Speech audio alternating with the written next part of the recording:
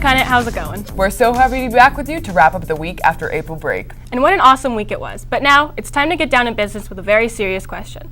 Who's more influential, the Pope or Kanye? You know what? That's a tough one for me. With Kanye's Twitter feed and the Pope declaring that all dogs go to heaven, they're both pretty high up for me. Mercedes McCoy and Philip Antonio of Broadcast One wondered if you could tell the difference between the two.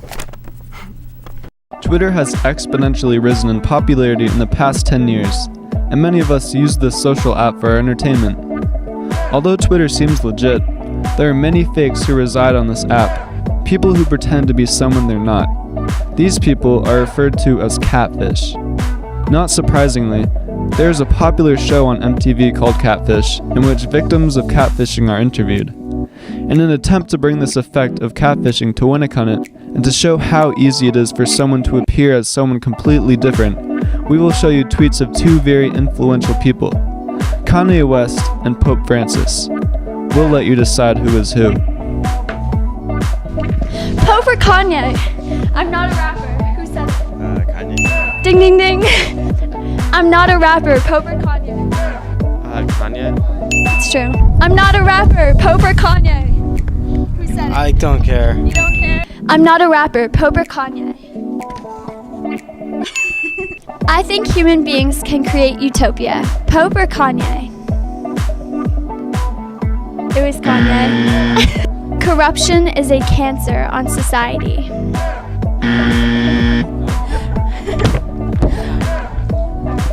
The earth, our home, is beginning to look more and more like an immense pile of filth. Pope. Yeah! Good job. What kind of world do we want to leave to those who come after us, to children who are now growing up? Kanye. That was the Pope! You got it wrong! Our home is beginning to look more and more like an immense pile of filth. What do you think, Pope? That's a little Latin. I'm just calling it as it is. The nose is that's the indicator. Pope is your final answer? Uh-oh, should we change it? That was No, don't be she was intimidated by the interrogator. Well, you're 3 for 3, so that was the Pope. Oh, okay. His existence is a blessing. That was Kanye. This election is a total sham and a travesty. We are not a democracy anymore. Wrong. It was Donald Trump. So now you're probably questioning if anyone is who they really say they are online. If it's hard for us to distinguish between Kanye West and the Pope, how can we be certain that we really know an ordinary person behind a computer screen? People can pretend to be anyone they want to be online, not only on Twitter, but also on other social media platforms. I have to go right now. What? Somebody just swiped right on me on Tinder. It's a catfish or be catfished world out there. So next time you swipe right or slide into those DMs, do some research on who's actually behind the screen. Wow, for some of those I really couldn't tell the difference, and they bring up some really good points about how easy it is to get catfished. I know, that's crazy. People do some weird stuff online. Speaking of online, did you hear Mariah Dutil started her own Etsy shop and sells her own jewelry? Yeah, it's all homemade in her studio. Emily did a story on her actually. Let's check it out. This is the home studio where entrepreneur Mariah Dutil is carrying out her passion of becoming a jeweler. I love everything about it. I actually don't wear much jewelry, but just making it I think is really cool because it's just an extension of somebody's personality. And so if you can fit somebody's personality into a piece of metal that just started from wire or started from sheet metal, that you can make something beautiful and that perfectly fits somebody's idea of beautiful that they would wear every day. I think that's really cool. So that really inspired me to really take it onto my own and take it into my own home. So I saved up and saved my pennies and put my studio together around Christmas. So she really grew quickly and worked through Jewelry 1 and Jewelry 2 and then did an independent study where she could be in the room with me during my planning block and just didn't even say much to me because she was in her own process, figuring it out for herself. And then once she started to build a studio at home, that really was the next step in the progression. It was no surprise to me when she wanted to do that. I could tell that this was already a lifelong passion for her. People don't realize that the tools go into it and the tools are just vast. You need so many things just to do one thing. You need saws, you need tons of hammers, you need mandrels, you need anything you can think of, at least 50 different tools just to get started, because you can't do one without the other. So in total, it probably cost me around $5,000 just in tools, and not even supplies like metal, just tools and machinery and chemicals and compounds and things like that. So it's not easy. You really have to know that you want to do it and that that's what you want to do, and you have to really stick to it, because it's not just a little hobby that you kind of do in your free time. It's got to be something you dedicate yourself to if you work that hard to get it started. I think each piece she creates, she's at this point where it's exploding for her. Each piece is growth and growth and growth rapidly, which is so fun to watch, which is so fun. She'll send me pictures of what she made, say, look at what I made tonight, and it's awesome. And she just keeps growing, and I think that she will continue to grow, and it makes me so happy how much she loves it. It's been really a lot of fun being part of this with her. I think Mariah is a diligent worker, and she's going to go a long way with her jewelry business. I think it's cool that she's taking a year off and not going to college, but focusing on selling her jewelry and making jewelry. She's very creative and has different things, and that's why I think she'll do well with it. Mariah is already an accomplished jeweler, receiving 3 gold keys and 1 silver key award at this year's Scholastic Regional Art Awards. Her pieces then advanced on to nationals, where her one-of-a-kind birch tree ring won 2nd place overall. It was really cool to be recognized for the jewelry program, especially at Winnacunnet, because I don't think people really appreciate how amazing our program actually is and how much we have. Nobody really has what we have. So people, I just really wish they would know and understand how much is put into it and how much funding we have that really most programs don't get. And I think our program is very inspiring, and I really think it's good for a lot of girls. So I'm glad that we got that recognition. Mariah does custom orders by request and is selling her own creations on her Etsy page. Mariah strives to grow her company, have her own website, and eventually be able to sell to small local stores in the future. You can contact Mariah through her Etsy page, MJAY Silvers, for more information or to place an order. For WHTV, Emily Durant. I could really use a few more rings. I might have to check her store out. No doubt. I wonder what her first piece of jewelry looked like. And I wonder what came first, the chicken or the egg. In case you're curious, like the two of us, Maggie McDonald and Berkey have got the story. For years, people have been wondering what came first, the chicken or the egg. We're here to try to give you an answer to clear it up once and for all. The chicken came first. The chicken. I eat eggs for breakfast sometimes, so I think it's the egg. It's the chicken because you can't have an egg without a chicken. Eggs came first because eggs have been around long before chickens. Joe, I hate you. I came first. No, I think the egg came first. Well, we evolved from sea creatures and they lay eggs.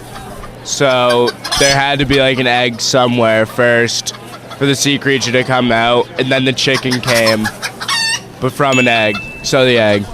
So I think the chicken came first since, from an evolutionary standpoint, that's how it would work.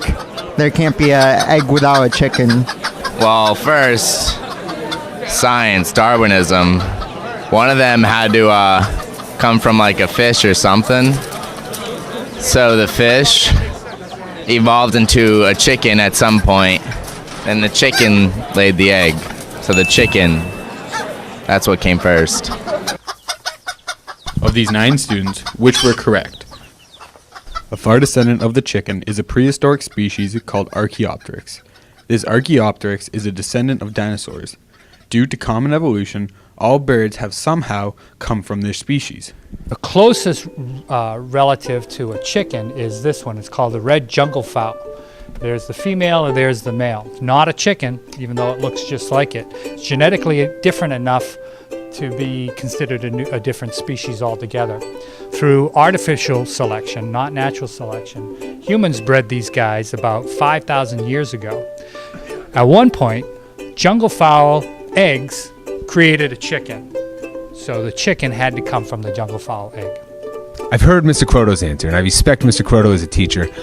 I just feel like there's other reasons that he said that the egg came first. I'm trying to figure out what exactly what exactly it is about Mr. Croto. I feel like he has a kinship with an egg.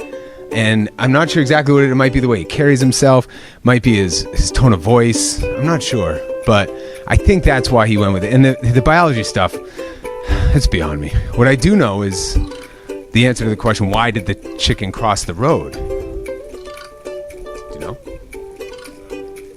To lay an egg. So obviously the chicken came first. This timeless debate between scientists has proven to have no real true answer. So, you can decide which came first, the chicken or the egg.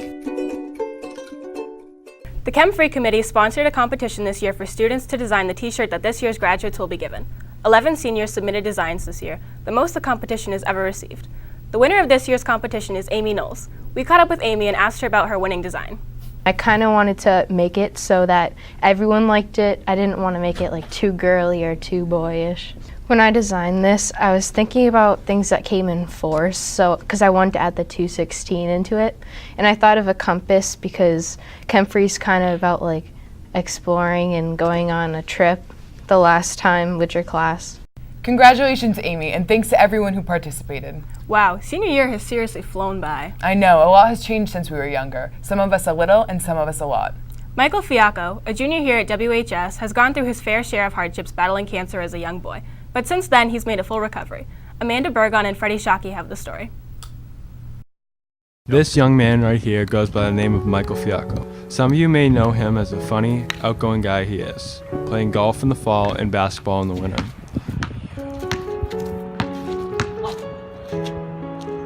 He's also an incredibly talented artist.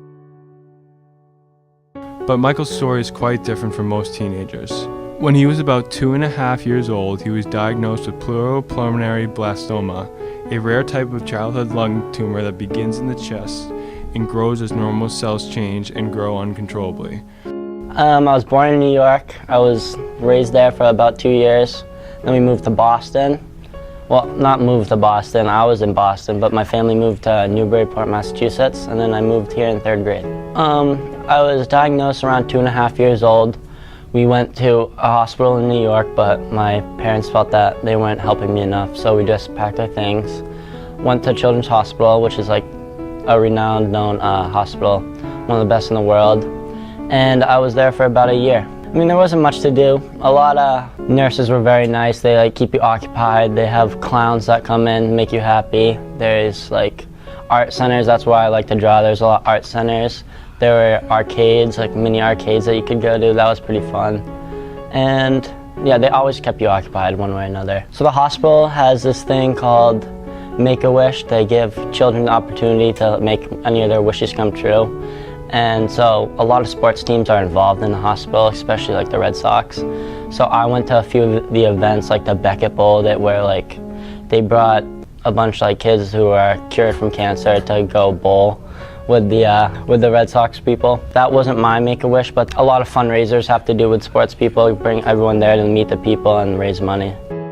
We talked to Michael's mom about his experiences in the hospital. It was awful. It was awful to watch your child, your baby,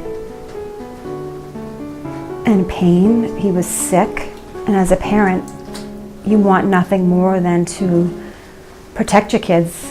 When Mike finished treatment, that was definitely a glorious day. You know, it was a long, very long year. We were thrilled. Mike was in a stage where there was a 50% chance that he could have relapsed, and that would have been the worst case scenario.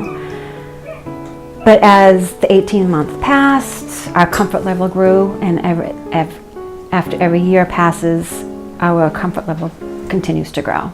Michael is by far the happiest person I know. That's absolutely incredible. He's come so far and still has a bright future ahead of him. Without a doubt. Hey, what are you doing next Thursday? Obviously going to the Poetry Slam. Did you forget about it?